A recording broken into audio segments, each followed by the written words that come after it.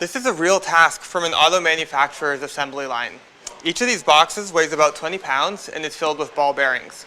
Our robot needs to lift the box, place it on the table, open the tab and open the box, and then begin to sort the trash and extract the bearings. Once it's removed some of the paper, it needs to dump the bearings into the hopper and sort the remainder of the trash. Our customer believe it was impossible to automate this task because there are just so many ways things can go wrong.